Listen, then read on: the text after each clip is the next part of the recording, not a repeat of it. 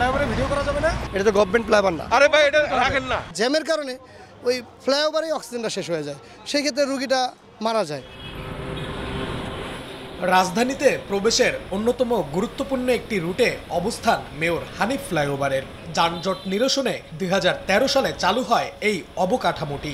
তবে এর বর্তমান অবস্থা দেখে লক্ষ্য কতটা পূরণ হয়েছে তা নিয়ে প্রশ্ন উঠতেই পারে। সকাল হোক কিংবা বিকেল, আমার পেছনে যানবাহনের যে লম্বা সিরিয়ালটি দেখতে পাচ্ছেন, এটি হানিফ ফ্লাইওভারের প্রায় প্রতিদিনের চিত্র। দীর্ঘ যানজটে দেশের বিভিন্ন প্রান্ত থেকে চিকিৎসা নিতে আসা মুমূর্ষু রোগীদের প্রাণ যাচ্ছে ফ্লাইওভারেই। পেশেন্ট নিয়ে আমরা হাসপাতালের দিকে আসতেছিলাম, যানজটের কারণে কোনো দিক দিয়ে না যাওয়ার কারণে এমনভাবে ব্যথা পড়সা পড়ছে, সে আমাদের গাড়িতে ডেলিভারি করে দিচ্ছে। 1.5 ঘন্টা 2 ঘন্টা জ্যামটা ঠেলে আসতে হয়। 1.5-2 ঘন্টা একটা রুগীর কি হইতে পারে? জ্যামের কারণে ওই ফ্লাইওভারেই অক্সিজেনটা শেষ হয়ে যায়, সেই ক্ষেত্রে রুগীটা মারা যায়। এর মধ্যে যানজটের চিত্র ধারণের সময় ক্যামেরা দেখেই ক্ষুব্ধ হয়ে ওঠেন ফ্লাইওভারের দেখভালের দায়িত্বে নিয়োজিত ওরিয়নের কর্মচারীরা। আরে ভাই এটা রাখেন না। ফ্লাইওভারে ভিডিও করা যাবে না? এটা তো গভর্নমেন্ট ফ্লাইওভার না, অবশ্যই অনুমতি লাগবে।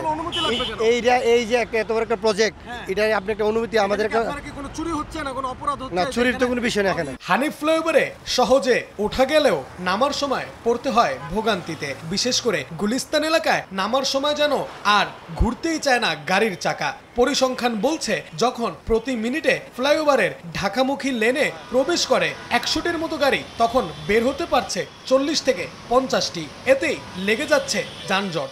গাড়িগুলো মূলত আমাদের নিচে টোল থেকে 3 লেনে বের হয়। বের হওয়ার পরে গাড়িগুলো 1 লেন হয়ে যায়, তো ওইখান থেকে অটোমেটিক জ্যামটা সৃষ্টি হয়। এই ইউটার্নের কারণে আমাদের 1 থেকে 1.5 ঘন্টা সময় লাগে ফ্লাইওভারের উপরে।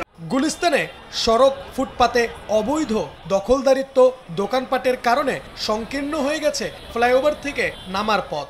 অর্ধা রাস্তা মনে করেন ফুটপাত দখল করে বয়ে রয়েছে। ফ্লাইওভার থেকে গুলিস্তান বাইতুল মোকাররমে যাইতে লাগবে সর্বোচ্চ 3 মিনিট, এই জায়গায় ঘন্টা 1 ঘন্টা আধা ঘন্টা আমাকে বয়ে থাকতে হয়। গুলিস্তানের রাস্তা ফুটপাতে অবৈধ দখল উচ্ছেদ না হলে ফ্লাইওভারের সুফল মিলবে না বলছেন বিশেষজ্ঞরা।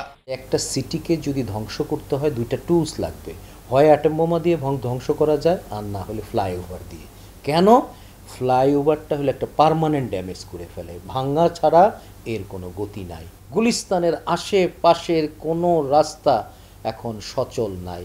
ডিএমপির ট্রাফিক বিভাগ রাস্তা থেকে হকার উচ্ছেদে কঠোর হওয়ার কথা বললেও অবস্থার পরিবর্তনের লক্ষণ নেই। অনেকবার উচ্ছেদ করা হয়েছে এবং নানা কারণে তারা আবার ফিরে এসছে, রাস্তার উপরে তারা চলে আসছে। ডেফিনেটলি এটা আমরা উচ্ছেদ করার সামর্থ্য রাখি, এবার আমরা করব। প্রতিদিন এই ফ্লাইওভারে 60,000-এর বেশি যানবাহন চলাচল করে বলে জানিয়েছে ডিএমপির ট্রাফিক বিভাগ। অপরিকল্পিত নগরায়নের ভয়াবহ উদাহরণ মেয়র হানিফ ফ্লাইওভার। দেশের প্রায় 14টি লেনের গাড়ি চলাচল করছে এই ফ্লাইওভারের মাত্র 2টি লেন হয়ে। সেই 2 লেনের অবস্থাও একেবারেই নাজুক। সাধারণ মানুষের প্রশ্ন, আর কতটা ভোগান্তির শিকার হলে সরকারের টনক নড়বে? কবে এই দুর্বিষহ যানজট থেকে তাদের মুক্তি মিলবে? নাইম হাসান, সময় সংবাদ, ঢাকা।